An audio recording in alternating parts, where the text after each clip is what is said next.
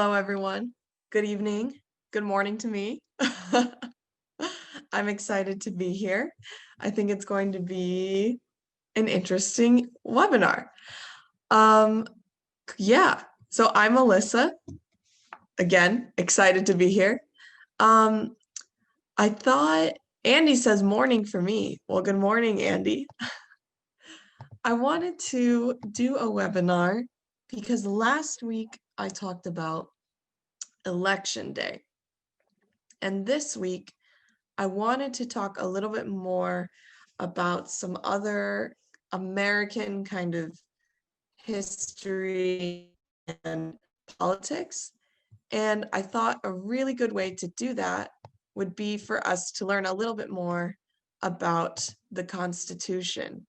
So it's a long word, Constitution, the Constitution. If you don't know already, the Constitution is this old document in the corner, that old piece of paper. That is the Constitution. And we'll learn a little bit more about when it was written, why it was written, and how the Constitution is still used today. Think of the Constitution as kind of a list of laws or a list of things that you are allowed, that you can have. And yeah, really honestly, I mean, we still have, I still have that red box. We still have the Constitution today. So we're not going to read the whole Constitution. It's way too long. But we are going to read a little bit of it, maybe, as we go along reading the book as well and learn a little more history about it. Like Constitution, same. Yeah. Okay, cool. So if you guys have questions throughout the webinar, please just ask them in the chat and I will be happy to answer them. Okay, without further ado, I am gonna get started here. Okay, so the Constitution. Okay, let's start here. Philadelphia heats up. The city of Philadelphia was hot and smelly during the summer of 1787, but a group of state delegates was locked in a stuffy room with the windows shut and the doors locked. Tempers were short. Disagreements were common. Shouting was loud. How could anyone create a government in these conditions? It wasn't easy, but these men had to press on with the convention. They were drafting a new constitution. The survival of the United States depended upon these overheated men. The beginning. So, if you guys did not know, before 1787, the United States was in a war with the United Kingdom. Technically, the United Kingdom said that they owned the United States. The people in the United States said, no. They were like, nope, no, you don't. We want to be free. Yes, the American Revolution. Very good, Charles. So we won the war in the United States, but our government was kind of a mess because up until then, we were ruled by the United Kingdom. And when we didn't have them anymore, we needed to create our own government and decide what that would look like. Part of that was drafting the Constitution. So, and fun fact, the city of Philadelphia is in the east of the United States. I guess I should have pulled up a map, but it's in the east of the United States. Philadelphia was the capital of the United States before Washington, D.C. And Washington, D.C. only became the capital a little bit later on. But yeah, so at first everyone was in Philadelphia. Okay, so we have some fun pictures, because it's too old to have real pictures. But we have George Washington here. We've got Benjamin Franklin here. They were two very important men in drafting the Constitution and creating our government. So they're pretty cool. And it was hot out. It was very hot out. How many apples are here? Try. How many apples are here? Try. I don't know what you're asking, Andy, but I would love to answer your question. Oh, no, never mind. Okay. All right. Let's continue. Talk a little more about the special document. Writing the rules for a brand new country is a huge job. The founders had to create a strong government in order to keep things running, but it couldn't threaten states' or citizens' rights. They settled on a federal government whose power would be divided and shared among three branches. These were the executive, legislative, and judicial branches. Each branch would provide checks and balances. Checks and balances for the other two, making sure no one branch had too much power. The founder's hard work was finished on September 17th, 1787. Okay. Oh, autocorrect. I understand. Yeah, I hate it too, guys. Okay, let's talk a little more. I think I'm going to try to make this a little bigger. Oh no, I did the wrong thing. Let me see how I can fix this. Can I go back? Ah, yes, okay. How can I make it bigger? Maybe it doesn't want me to make it bigger. I know it is so small. Okay, guys, give me a second. Let me try to make this a little bigger. Reset. Okay. We can do it like this. That'll help you guys see a little better at least. Okay. So let's talk about the checks and balances. Checks and balances means that if we have three branches of the government, no one branch will have too much power, right? So let's take a look. Make this a little smaller. Okay, cool. Let's take a look over here. So these are the three branches of the American government. Everyone is familiar, I think, with the president.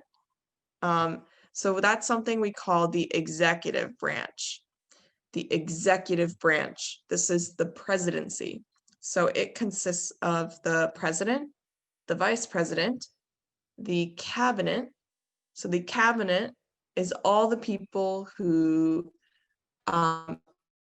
with certain things, like we have someone who helps with international relations, someone who helps with farming, education, protecting the country. So those are the cabinet members as well. And all the rest of the people who work for the president. That is the entire executive branch. Ooh, Charles knows a lot about the American Constitution. Yes, exactly. The government doesn't work without any of the branches. And yes, the Department of Homeland Security is part of the cabinet. And the FBI does work for the president, kind of, but is technically outside of the presidency. The FBI works to investigate and, try to solve problems and crimes, right? But I mean, yeah, technically everyone works for the president of the United States. Good point, Andy. In Canada, it's like this: the federal government, provincial or territorial government, and the municipal government. So America is actually pretty similar to that too. So you have the federal government, the state's government, and then also like the local governments or the municipal governments. Yes. Yeah. Pretty similar over here. But that's a little bit different than what I'm talking about here too. So these are the three branches of the federal government. So we talked about the executive.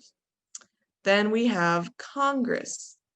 Congress can help pass our laws. So they create laws, they vote on laws, and then they try to send those laws to be voted on by the president.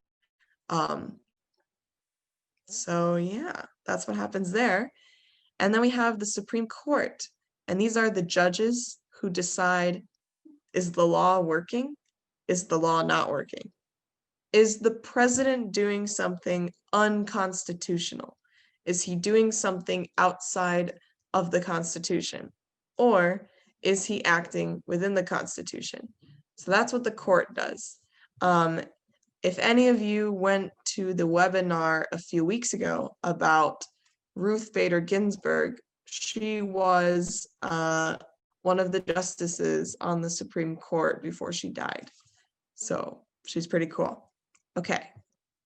Yeah, so this is what we call checks and balances, is all these different arrows. So the president can appoint judges, but the judges can say if the president is being unconstitutional. So the president can veto laws, but Congress can also impeach the president. Impeach meaning if the president does something wrong, they can vote to have that put into the public, like the president did this very wrong, and they can possibly remove the president later. So right now, I believe Donald Trump is one of very few presidents in American history to be impeached. Congress can also impeach judges. Can impeach the judges too. But the judges, the Supreme Court, can say if laws are unconstitutional. So maybe Congress passes a law, but it does not fall within the Constitution. So then the Supreme Court can say, well, this law doesn't work, so we're going to take the law away. Did Benjamin Franklin, James Adams, and George Washington help write and edit the Constitution?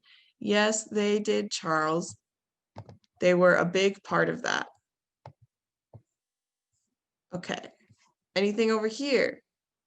Fun facts. The clerk who handwrote the original copy of the Constitution was named Jacob Challis. So he wrote out the whole thing. He was paid $30. Now, $30 might seem like only a little bit of money. However, $30 in 1787 was a lot of money. So he got paid very well to do this very good job.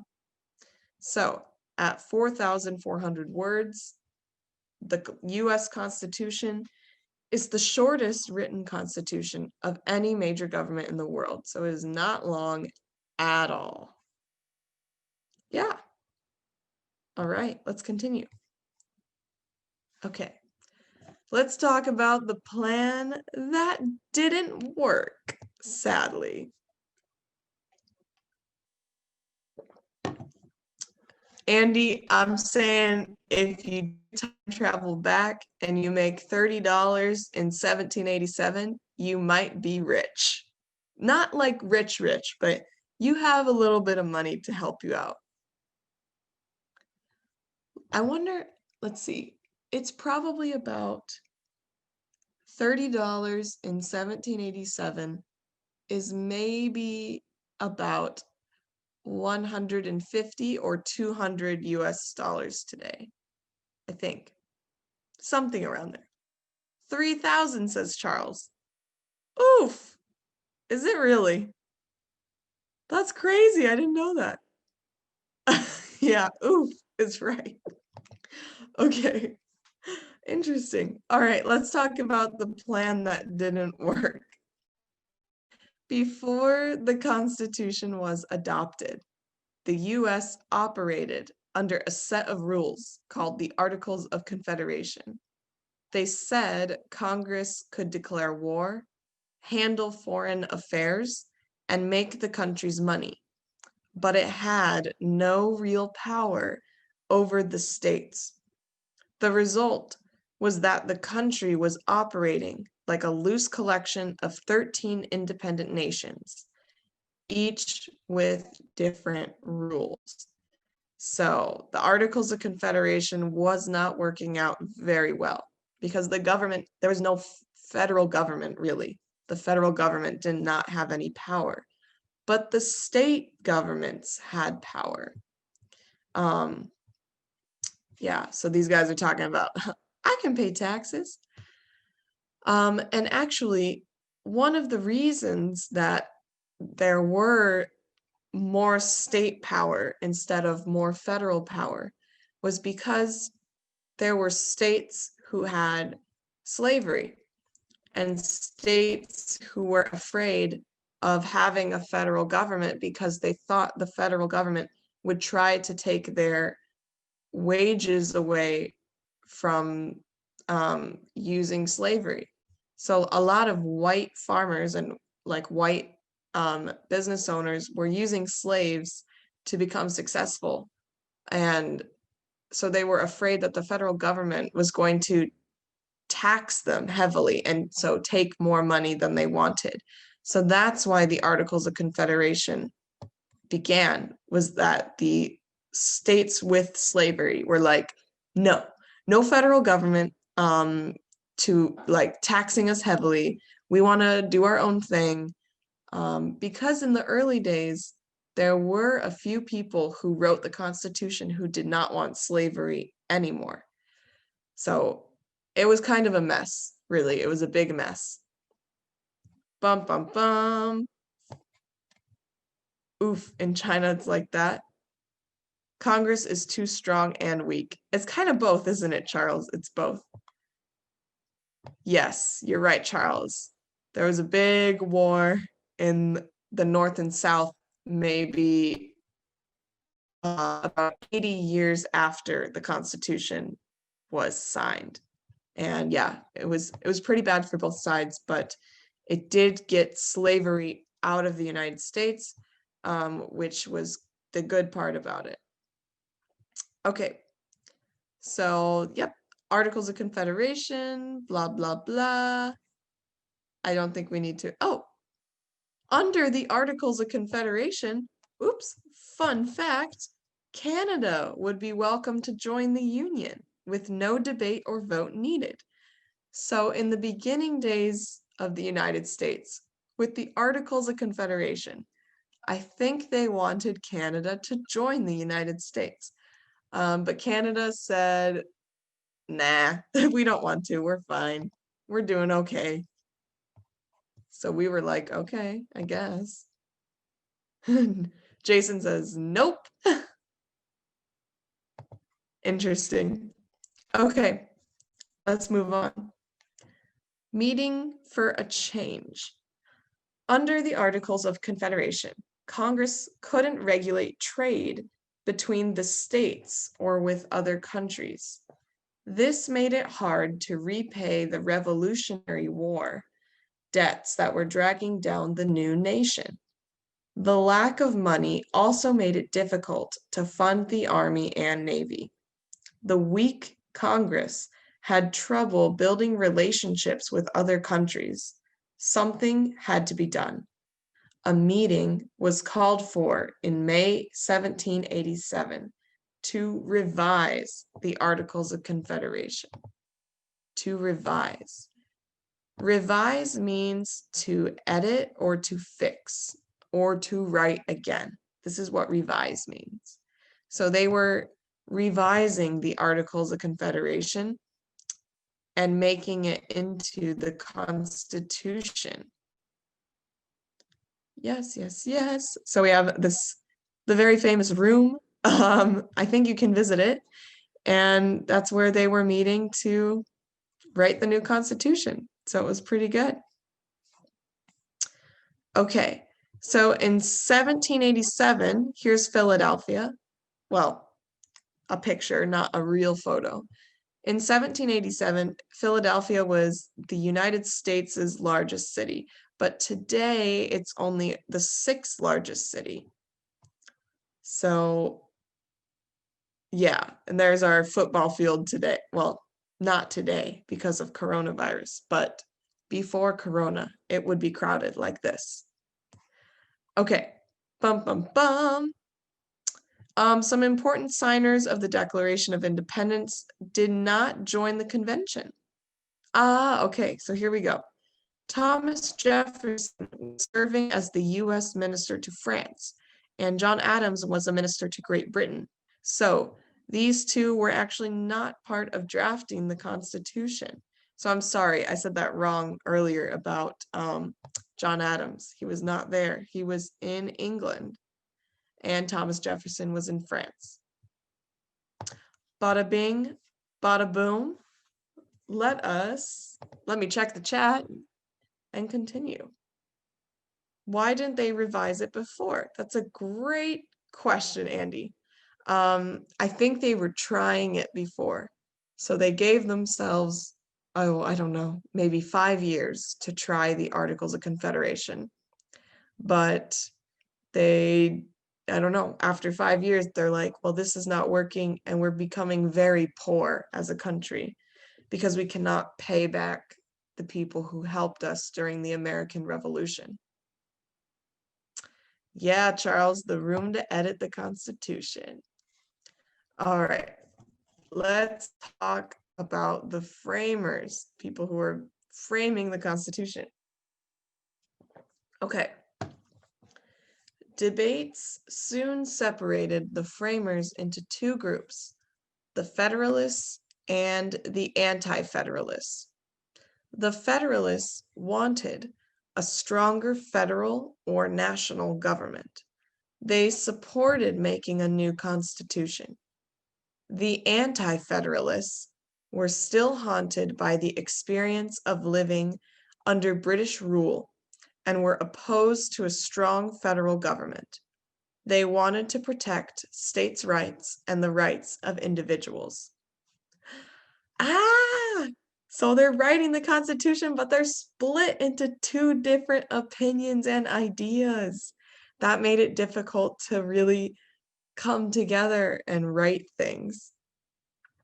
Okay, so we have the oldest delegate was Benjamin Franklin. He was 81 when he was there to help write the Constitution. And most of the people who were there to give ideas and help write were lawyers, and only one of them was a farmer. So the farmers didn't really have much of a voice. And George Washington was chosen to lead the convention. He didn't speak officially until the end of the convention, but his strong support helped win the approval of the Constitution, the new Constitution. Yeah. And there were only two men who signed both the Declaration of Independence, the Articles of Confederation, and the U.S. Constitution. So only two men signed all three documents. And their names were Roger Sherman of Connecticut and Robert Morris of Pennsylvania. So they were on top of it, signing all three documents. Pretty cool. It's getting kind of interesting. 81 years old. Oh, yeah. Oh, yeah, he was 81. My teacher yells at me to revise my papers 5 times. Oh, no, Andy. I'm sorry to hear that. Not good. All right, let's talk about the branches and the chambers really quickly. So, while many delegates only wanted to revise the Articles of Confederation, some soon suggested a new form of government. Debates raged, but over the course of the summer, a basic plan took shape. There would now be 3 branches of government: the legislative branch, or Congress, would make the laws. The executive branch would enforce them. So the executive branch is the presidency. The judicial branch would decide if the laws were fair and right. So the judicial branch is the Supreme Court. Okay. So some new plans they also included in the Constitution. The New Jersey plan called for each state to have equal representation. And that is a phrase very common in United States law, and something that Ruth Bader Ginsburg, as a Supreme Court justice, was fighting for in her life. She was fighting for equal representation under the law to men and women. So equal representation is that, like, everyone should be equal. Equal representation is also every state gets the same amount of people to represent them in Congress. So that's where the Virginia plan comes into place. The Virginia plan wanted the state's number of representatives to be based on its population. So this is where we get the two different sides of Congress. So let's break that down a little bit. Congress. Okay, on the one side, because of the New Jersey plan, we have the Senate. On the other side, because of the Virginia plan, we have the House of Representatives. Let me make that. Sweet. So this is our Congress. We still have this system today. Things to know. So with the Senate, you might already be aware, each state is allowed 2 senators each. So right now we have 100 senators in the Senate for all of our 50 states. Washington, D.C. does not get a senator. So Washington, D.C. has no representation in the Senate because Washington, D.C. is not a state, but it is also, like, it's a city, but it's not in a state. So it doesn't get any representation in Congress. The same goes for the House of Representatives. So this is based on population. So a state with more population is going to get more representatives. So states like New York, California, trying to think if there are any other big states, maybe Texas, they get a lot of representatives that will go to the House to represent the people of those states. If you come from a smaller state, let's say, like, I'm from Iowa. Iowa is a small state. It only gets 4 representatives. We used to have 5, but I think about 7 years ago, it shrunk to 4. So we don't get as many representatives as California does in the House, but we have the equal amount of senators in the Senate that California does, because we each get 2. So it's crazy.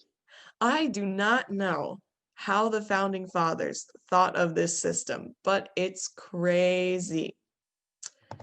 Last thing to know, because the Virginia plan is based off of population, this gets a little tricky and kind of bad in the early days. So it's based off population. So that means 1 representative for how many thousands or 10,000s of people, right? And if you were white, 1 white person if you were a white man, one white man is another white man. Women did not count technically in the population because women could not vote. So women were property. I should say white women. That being said, let's talk about Black men and women, because Black men and women were in slavery in most places in the United States during 1787 when they created this Congress. So one white man meant that was one white man. However, there is a part of the Constitution that it does not exist anymore. Today, we don't have it. But in the original Constitution, one Black man meant it was 2/3 of a person. Let's say that. So that meant even though most Black men were in slavery, most Black men were property, most Black men could not vote, that Black man was still considered part of the population, but they only counted for 2/3 of a whole person. It's awful. It is really, really bad. It was terrible. Why did this happen? Why was this written? This is because the states that had slavery, especially in the South, wanted more representation because they felt they would not be represented fairly. So they created this part of the Constitution. So it was very sneaky and awful and just terrible. But that is history, and I did want to share it with you. That is what happened. Does not happen today. So do not worry. Uh-oh, my screen froze. Okay, we're good. All right, let me answer some of your guys' questions. Why is this being so strange? I can't scroll. Uh-oh. All right, let me try to share again. But I'll answer your questions before I go back. Okay. I have questions. Senate, Republic, Representatives, a city that counts as a state. So Washington, D.C. does not count as a state, but there are a lot of people that kind of want Washington, D.C. to be a state. So Congress is kind of voting on it very slowly if Washington, D.C. will become maybe the 51st state of the United States. They're also voting to see if some of the territories or land that the United States colonized will be part of the United States too. So like Puerto Rico, there's a lot of maybe movement there to see if Puerto Rico could become a state. So I think it will be interesting in the next few years to see if we will be more than 50 states. How many representatives is Cali even now? That is a great question. I don't know. I think it's around 30, to be honest. It's around like 30 representatives, which is a lot. There are, I believe, 439 representatives. So California having 30 representatives is a lot. And yes, thank you, Jason. It is racist. Thank you. It is absolutely racist what they did with the whole 2/3 person thing. Very awful. Woo! All right, we're lively.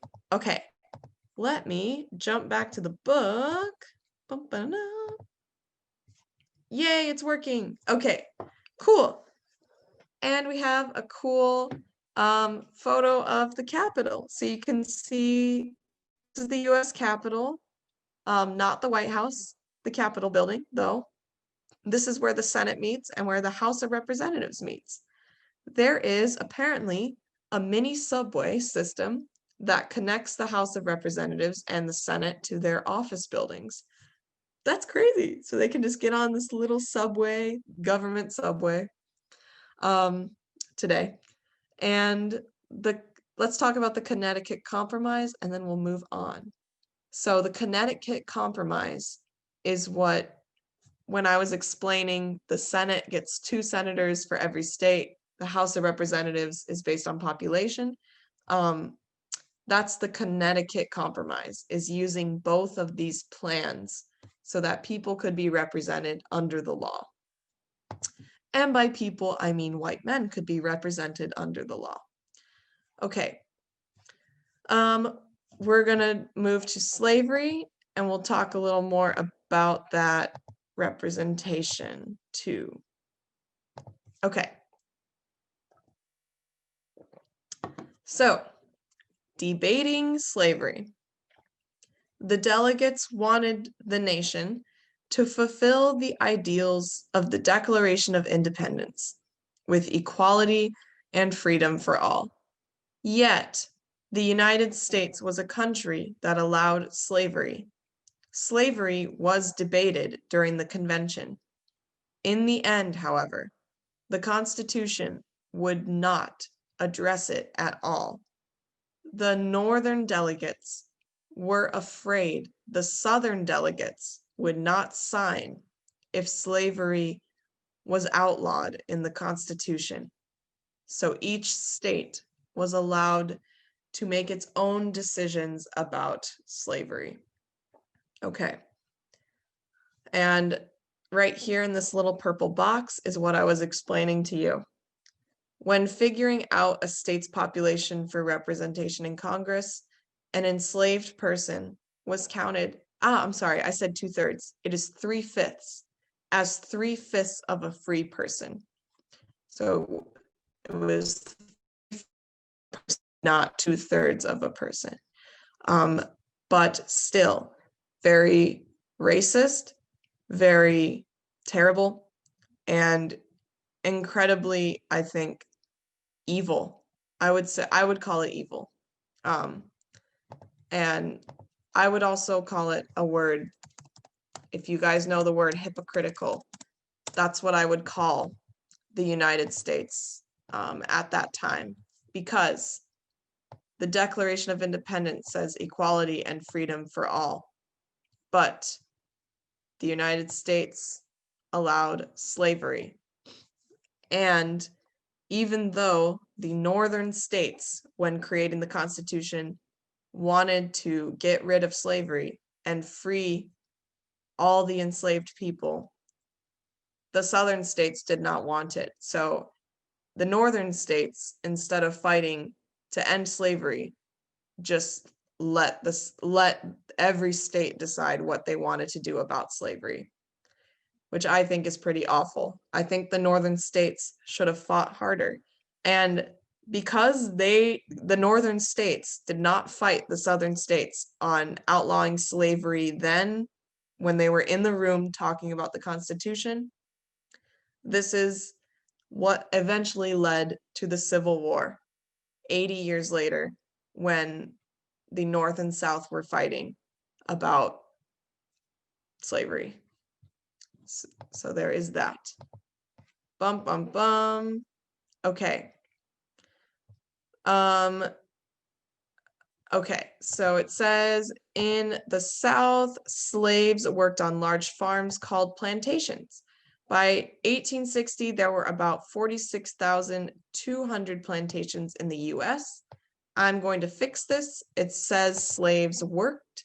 I'm going to say slaves were forced to work because they did not work willingly. They were enslaved. Okay. We're running out of time. Excuse me, we're running out of time. So what did eventually happen in the Constitution is that after the Civil War, there was another part of the Constitution passed, the amendment. That is the 13th Amendment. It was passed in 1862. I want to see if I can find it. Yes. Okay. So if you can see this part, here is the amendment where slavery was overturned. Okay. Amendment 13. I'll read it. Section 1. Neither slavery nor involuntary servitude, except as a punishment for crime, whereof the party shall have been duly convicted, shall exist within the United States or any place subject to their jurisdiction. Section 2. Congress shall have power to enforce this article by appropriate legislation. So that was an amendment added in 1865 to outlaw slavery. Oh, but it should have happened a lot sooner than that. I think we all agree. Okay, great. Let us move on. The father of the Constitution, James Madison of Virginia, was known as the father of the Constitution. While most of the delegates arrived days or even weeks late, Madison was 11 days early to the Constitutional Convention. He used the extra time to sketch out his ideas for the Constitution. Madison wanted a strong central government. He felt this type of government would serve everyone because everyone would have a say. The rich and the poor, city people and country folk, the powerful and the powerless. Bum, bum, bum. Great. I think that's all we need to know, other than George Washington was the first person to sign the new U.S. Constitution when it was finished. So we love our George Washington. All right. The plan is approved. After much heated debate, the Constitution of the United States was ready to be signed on September 17th, 1787. Some of the delegates who were unhappy with the final result left before the signing. 3 delegates stayed but refused to sign the Constitution. In the end, 39 of the 55 delegates who attended the convention added their names. The next big step was for at least 9 of the 13 states to ratify or approve the Constitution. It took 10 months to reach the needed 9 states, making the Constitution the law of the land. Woo! All right, painting of the room. And here is a map of the United States during the time of the Constitution, when they ratified it. And so these are the dates in which some of the different states ended up ratifying the Constitution.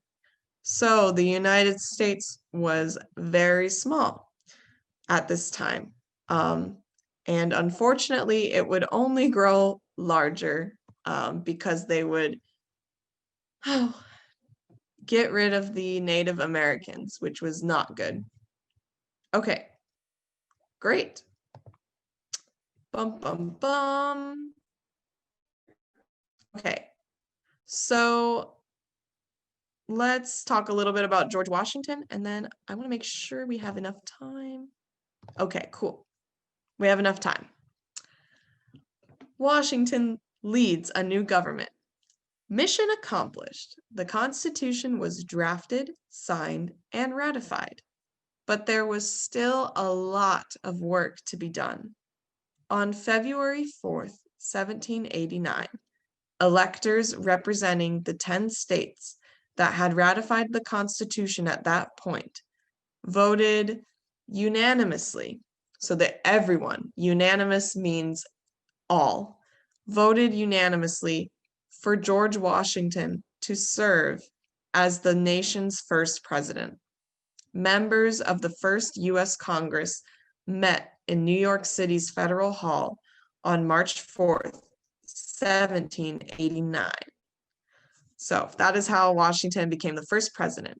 After the Constitution was like, yeah, we're going to do the Constitution, then they voted whether or not George Washington should be the president, and he was voted by everyone that he could be.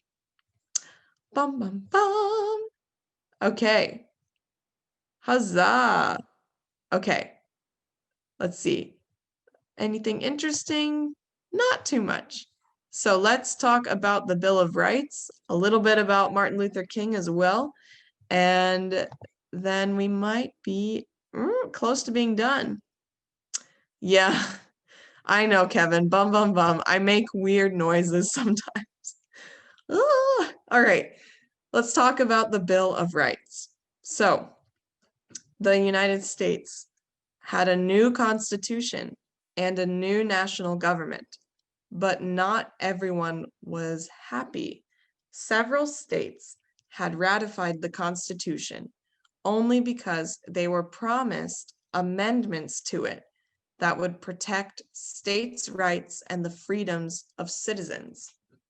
James Madison quickly went to work with Congress and drafted 10 amendments to the Constitution. Together, they are known as the Bill of Rights. They were, I'm sorry. They were ratified on December 15th, 1789. The Bill of Rights are the first 10 amendments. So amendments are these new laws that tell you, hey, I have the right to do this. I have the right to be this. I have the right for this. And we still use, obviously, the Bill of Rights today, and we have added a lot of amendments to the Bill of Rights. So here we are. Amendment 1. Congress shall make no law respecting an establishment of religion. So no religion over the land. You can be whatever religion you want. Or prohibiting the free exercise thereof, or abridging the freedom of speech or of the press. So people can say what they want, and the news can also say what they want to deliver the news. Or the right of people peaceably to assemble and to petition the government for a redress of grievances. Okay, that brings us to the very famous March on Washington done by Martin Luther King Jr., Dr. Martin Luther King Jr. This was done in the 1960s, and the First Amendment, so freedom of speech, and freedom of press, and freedom of assembly, so freedom to protest peacefully. So the First Amendment is supposed to protect all of that. And so that's why this gigantic march could happen in the 1960s. And that's why people can protest still today. But of course, there is a lot of complex things with that as well. Okay, so this one's, the 7th and 8th Amendments are talking about things to do with the court to protect people. So the 7th and 8th Amendments provide jury trials. This is a jury. They can decide if you are guilty or not guilty. And the 8th Amendment is also protection against cruel and unusual punishment. So no one should be receiving cruel and unusual punishment. So there is that part of the Constitution as well. Bum, bum, bum. Okay. Okay, since 1787, more than 11,600 amendments to the Constitution have been proposed, have been asked for, but only 27 have been approved. So we now have I believe 37 amendments. So did you know that because of the Fifth Amendment, the government can't force you to share your home with soldiers? So thanks to the Fifth Amendment, soldiers cannot come into our homes. All right. Since the Bill of Rights in 1791, 17 more amendments have been approved. 27 amendments, sorry.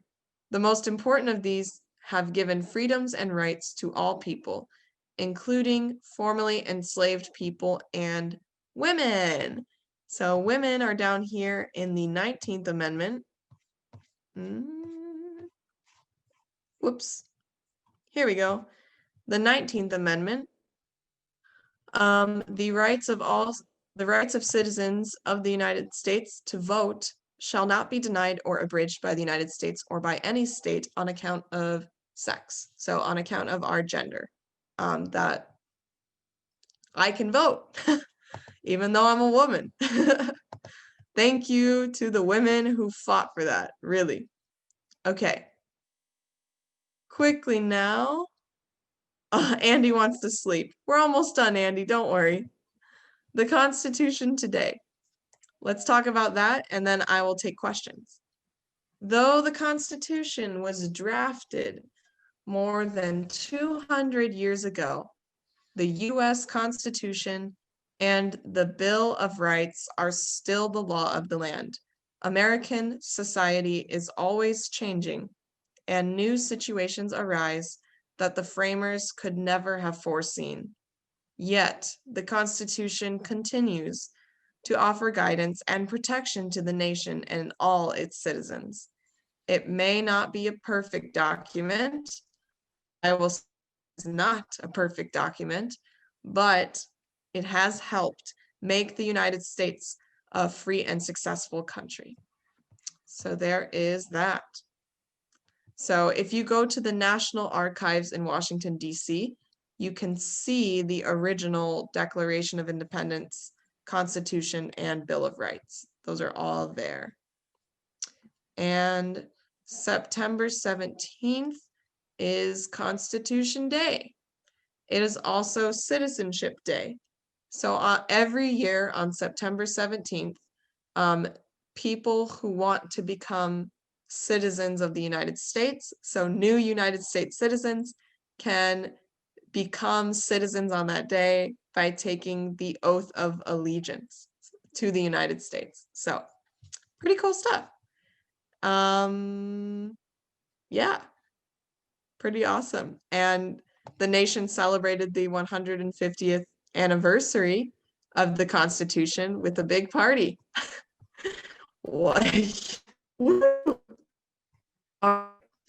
Glad we did that. Yes, we are done. Cool. Okay, we have a little time. I can take a couple questions if anyone has any.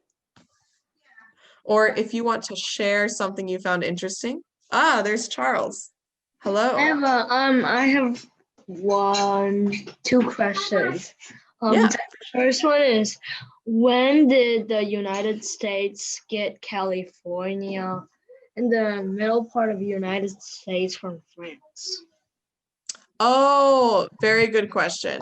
That was something called the Louisiana Purchase, and I believe that was in the early 1800s, maybe like 1803. But that's when we bought the middle of the country from France. As for California, I don't know, but I will ask Google very quickly right now. California, okay. California belonged to Mexico first, but Mexico gave it to us in 1848. So about 50 years after we bought the middle of the country from France. And my second question is, why wasn't John Adams taking part in the Constitution? It's like, why was he in England? Very good question. So it kind of like we have today, we have like different ambassadors from every country. So like for example, I guess we could talk about the US and China. So in China, there is a United States ambassador, a person that lives there, and they are the ones who kind of communicate with the Chinese government and then talk to the United States and establish a connection. And it's the same in the United States. We have a Chinese ambassador who lives here and does the same thing in the opposite way. So John Adams was kind of the ambassador to Great Britain at that time, which was interesting because we just finished fighting them in the war.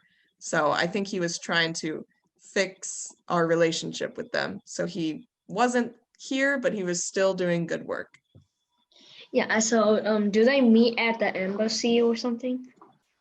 Yeah, I'm not sure they had like official embassies back then, but yes, they would have met in a place like the embassy. Thanks. Yeah, thank you. Excellent question. Woo! All right. Any more questions? Andy. Oh, yay! Hi, Andy. Oh, so back then, when the first president was invented, was there still slavery? Yes, there was. And George Washington did have slaves himself. So, Okay. yeah, bad Okay, stuff. that's my question. Yeah, slavery for everyone did not get abolished until, or did not get removed until 1865 when we passed the 13th Amendment and the North won the war against the South. Okay. Okay, thank you for the answer. Yeah, no problem. Thank you for the question. All right, guys, it's time. Thank you so much for all your good ideas and questions and your knowledge. You guys know a lot. I had a lot of fun, and I hope you learned a little more about the United States Constitution that helps us govern. So yeah, I hope you all have a good night or day wherever you are.